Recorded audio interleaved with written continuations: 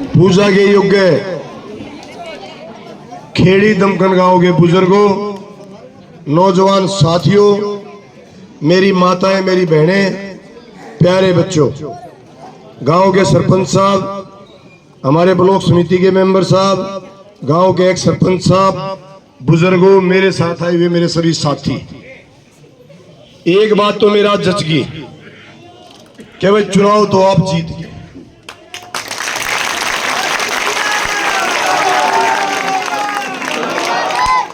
क्यों जीत गए? मैं सुबह से 4-5 गांव में गया, मेरी समझ में नहीं आ रही खुद की में कि जहां जाता हूं आबादी के हिसाब से लोगों की लाइन लग जाती है, लोगों की लाइन, और माताएं बहनें इतना आशीर्वाद देती है आप सोच भी नहीं सकते।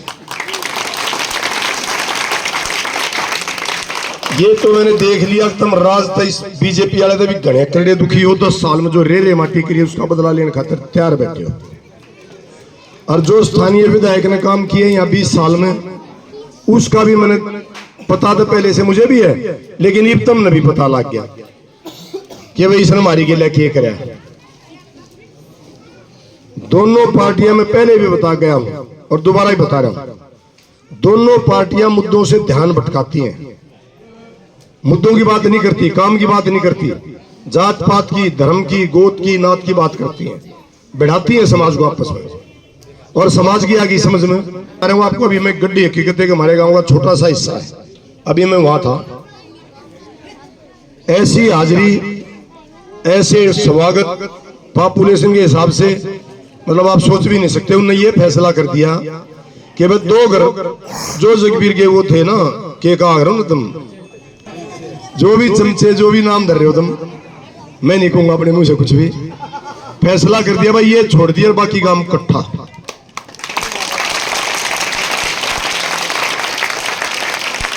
मैं तो वहां भी एक बात क्या कहा था, मगर भाई न जो डर लाग रहा है ना मेरा, अगर भाई वो आओगा थारी दुकान बंद करेगा, मैं दुकान ऐसी बंद नहीं करूंगा कि भाई मुंह भीतर दे दूं या कोई गलत काम करूंगा। वो भी मेरे भाई हैं, वो भी आए, मुख्य धारा में जुड़े, गांव के साथ जुड़े, क्योंकि गांव के साथ जुड़ने में ही सबकी भलाई है। अपना अपना पेट भरने से काम नहीं चलता, सबके कॉमन काम होने चाहिए, सारी 36 बिरादरी के होने चाहिए, सबका राज में साझा होना चाहिए।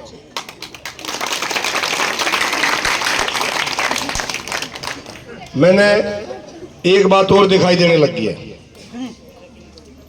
जो अगले 5 साल हैं, ये जो मैं चुनाव लड़ रहा था, मैं जो मेहनत थी वह तो मेरी कम होगी, क्योंकि मेरा 3 दिन से वजन बढ़ने लग गया। थारा प्यार देख के सच्चाई है, मेरा 800, 700, 900 ग्राम वजन बढ़ चुका है, जबकि मैं इतनी भागदौड़ करता हूं, कायदे में मेरा घटना चाहिए था। स्वास्थ्य बढ़ने लग गया, लेकिन मुझे जो अगली चिंता है, अगले जो 4.5 साल 11.5 महीने का टाइम है, जो तुमने इतना प्यार और आशीर्वाद दे दिया, ये कर्ज मुझे उतारना पड़ेगा।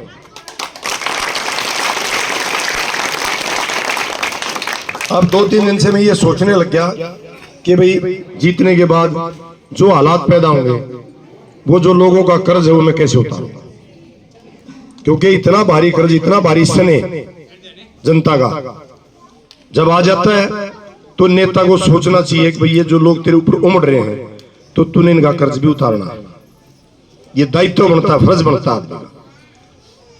और कर्ज ले गए जाना नहीं चाहिए, धरती में तो जब आदमी ज्यादा कर्जा उतार के जाना चाहिए।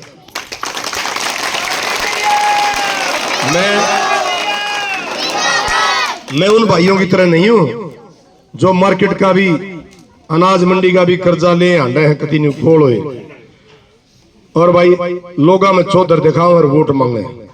उनमें से आपका बेटा आपका भाई नहीं है।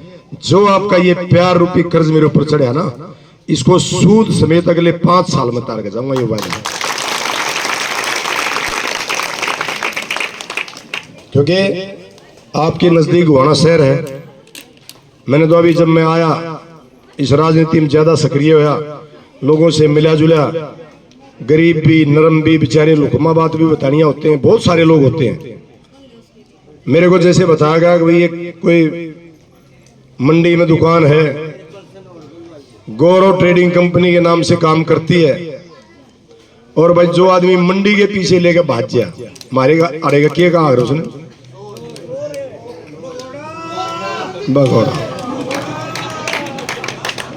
गौरव ट्रेडिंग कंपनी है, किसकी है, कौन उसका मालिक है, क्यों पैसे नहीं दे रही वो कंपनी, क्या कारण है उसके पीछे। आप गोवाना में सारे फसल बेचने जाते हो, आप सबको पता होगा, लेकिन क्योंकि आप भूल जाते हो बहुत जल्दी। और मैं एक काम में एक बात और कहूंगा, जो भाई उस कंपनी के मालिक के साथ है, भाई पहले मैं मेरी हाथ जोड़ के प्रार्थना, मैंने हुड्डा साहब तर दीपेंद्र तभी रिक्वेस्ट करी है कि मैं मंडी का हिसाब जरूर करा देगा, क्योंकि इसमें किसानों का पैसा भी होता है, मजदूरों का भी होता है। जब मंडी का पैसा मरता है तो किसान मजदूर तक हाथ जाती है। मैं भी चेयरमैन रहा हूं मार्केट कमेटी का, सोनीपत मंडियों का। आप अपने बेटे का, अपने भाई का रिकॉर्ड पूछ के आना। एक तरफ तो वो है जो 3.25 करोड़ रुपया खानपुर मेडिकल कॉलेज और आपका सरकारी अस्पताल सिविल हॉस्पिटल सोनीपत में कोरोना में मैंने इसलिए छोड़ दिया कि जो किसान मजदूर गरीब कमेरा, उनका इलाज सरकारी अस्पतालों में होता है। रईस लोग तो प्राइवेट हॉस्पिटलों में इलाज कराते हैं। वहां का मैंने 3.25 करोड़ रुपए की ऐसी ऑक्सीजन के बिल छोड़ दिए, जो मैंने कहा भाई जो इनका लगा दी वो फ्री कर दो, कोई दिक्कत नहीं। 70 लाख के करीब का सामान आपके नजदीक का खानपुर मेडिकल कॉलेज, मेरे बेटे और हम दिन रात खड़े रहे। मेरे बेटे वकील हैं, डॉक्टर नहीं है। हम दिन रात वहां खड़े रहे, हमने ऑक्सीजन का प्लांट लगा के दिया मेडिकल कॉलेज खानपुर में। और जब तक खड़े रहे, पढ़े लिखे जवान साथी हैं, पता कर लेना, वहां की वीडियो भी होंगी। सुबह के 3 साढ़े 3 बजे तक मैं खुद बीमार होते हुए भी वहां खड़ा रहा, जब तक वीडियो कॉल करके एक एक वेंटिलेटर की बीप बंद नहीं होती। बीप आती है जब कोई दिक्कत होती है। एक एक वेंटिलेटर की डॉक्टर है ये जो आजकल बीजेपी में अपना ये जो विरमानी परिवार है, इनका बेटा वहां रोहित विरमानी डॉक्टर था, वो भी हमारे साथ था रात को। मैं और मेरे बेटे और रोहित विरमानी 4 आदमी 2 दिन 2 रात जब तक खड़े रहे, जब तक सारे वेंटिलेटर प्रॉपर नहीं चल पड़े और हर गरीब की, मजदूर की, किसान की सांस बचने की हालात नहीं हो गए, तब तक वहां खड़े रहे। और एक तरफ वो लोग हैं, मैं आपके बीच में भी आया, मैंने कैंप भी लगवाए 2 गांव में, प्राइवेट और सरकारी डॉक्टरों को भी लेकर आया। एक तरफ वो लोग हैं जो खुद डॉक्टर हैं और अपना इस इलाके का हितैषी होने का दम भरते हैं। और मेरे अपने हिसाब से शायद इस खेड़ी दमकन के किसी गांव के आदमी को कोरोना में अगर किसी का तकलीफ हुई हो तो बुखार की गोली भी नहीं लिखी होगी। बुखार की गोली भी, खुद जगबीर मलिक का बेटा डॉक्टर है, किसी आदमी की बुखार की भी दवाई नहीं लिखी होगी। और हम वकील होते हुए, दूसरे ट्रेड से संबंधित होते हुए कैंप भी लगवाते हैं, सरकारी गैर सरकारी डॉक्टरों को भी गांव में लेकर आते हैं। जब एक साधारण आदमी सरकारी और गैर सरकारी डॉक्टरों को यहां ला सकता है तो एमएलए के लिए बड़ा काम है क्या? लेकिन इस सरकार की, बीजेपी की भी और कांग्रेस के एमएलए की भी काम करने की नीयत नहीं है। काम करने की नीयत नहीं है, सेवा नहीं करना चाहते ये लोग। ये केवल जात पात पे, धर्म पे, गोतनाथ पे बांट के राज करना चाहते हैं। 5 साल में 15-20 दिन आते हैं, वोटों की खेती करते हैं, काट ले जाते हैं, और फिर 4 साल 11.5 महीने लोग कितना धक्के खाओ, छोड़ देते हैं, कोई नहीं पूछता। विपक्ष का एमएलए मैं एक बात पूछता हूं भाई जगबीर सिंह मलिक से, मैंने मान लिया आप विपक्ष के एमएलए हो, जो ग्रांट आई, जो आपके दस्तक से बटनी थी, कम से कम वो तो लगा देता, वो भी सरकार के खजाने में वापस भेज दी।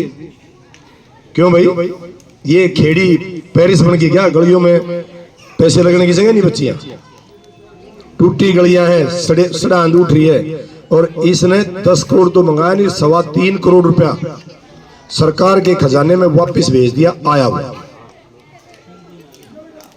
तो आप ये सोचो, ऐसे आपके बीच में काम करने के लिए आते हैं, घर से नहीं सरकारी पीछे और उल्टे भेजते हैं। ऐसा विधायक चुनो जो आप, और मैंने पहले भी किया है, ये छोटे मोटे काम हैं, जिन नहीं बड़े काम बताते हैं ना, राशन कार्ड, आधार कार्ड, पेंशन, परिवार पहचान पत्र, ये जो बहुत छोटे मोटे काम है। जब मैं सरकार में आ जाऊंगा, 5 तारीख को वोट डालगा, 8 को गिनती, 1 महीने बाद इसी चौपाल में सारे अधिकारी आपको लाइन में बैठे देखूंगा यहां से।